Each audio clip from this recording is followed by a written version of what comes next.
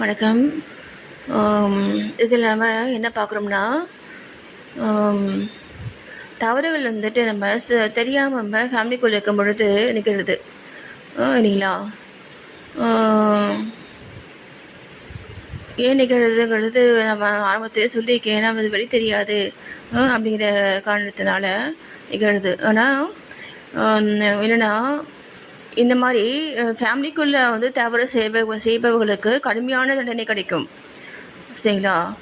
அது எப்போ கிடைக்கும்னா, முற்பகல் செய்யின் பிற்பகல் தானே வந்துடும். ஓகேங்களா? என்ன முற்பகல்லாம் காலையிலே செய்தால் ஆணி சாயந்தரமே கிடைச்சிடும் சொல்கிறாங்க இல்லையா தண்டனை. என்ன அது மாதிரி கண்டிப்பாக வந்துட்டு தண்டனை வந்துட்டு தவறு செய்பவர்களுக்கு உண்டு. அதனால் நம்ம ஃபேமிலிக்குள்ளே இருக்கும் பொழுது எந்த தவறும் வந்துட்டு யாருக்கும் நம்ம செய்யவே கூடாது. ஓகேங்களா?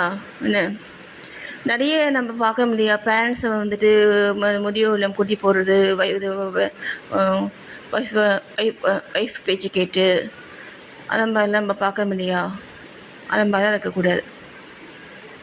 சரிங்களா? ஃபேமிலி இஷ்யூஸும் நிறைய இருக்குது இல்லைங்களா. எந்த எந்த பிரச்சனையாக வந்துட்டு இருந்தாலுமே அதை வந்து சுமூகமாக நம்ம வந்து பேசி வந்து சரி பண்ணிக்கணுமே தவிர, இந்த மாதிரி யாரும் வந்துட்டு சஃபர் ஆகிற மாதிரி நம்ம வந்து செயல்படக்கூடாது. சரிங்களா? ஒருத்தவங்க வந்து சஃபர் ஆகிறாங்கன்னா நமக்கு கர்மக்கள் சேரும். ஓகேங்களா? கர்மக்கள் சேர்ந்துச்சுன்னா நம்ம வந்து பிறவி அதை நம்ம வந்து முடிக்க முடியாது. ஓகேங்களா? அதனால் எனக்கு வந்துட்டு என்னை வந்து என்ன சொல்லியிருக்காங்கன்னா, தவறு யார் செய்தாங்களோ அவங்களுக்கு தான் தண்டனை. ஆனால் தவறால் பாதிக்கப்படுறாங்க பார்த்தீங்களா, அவங்க தானே வந்துட்டு அந்த இது கஷ்டத்தில் வந்துட்டு இருக்காங்க இல்லையா. ஆனால் அந்த மாதிரி கிடையாது இனிமேல். சரிங்களா? என்ன இனி வரும் காலங்களில் அந்த மாதிரி வந்துட்டு நிகழாது. என்ன நிகழும்னா, தவறு செய்ய பயப்படுவாங்க. ஓகேங்களா? என்ன தண்டனை கிடைக்கும் யார் செய்கிறாங்களோ அவங்களுக்கு. ஓகேங்களா?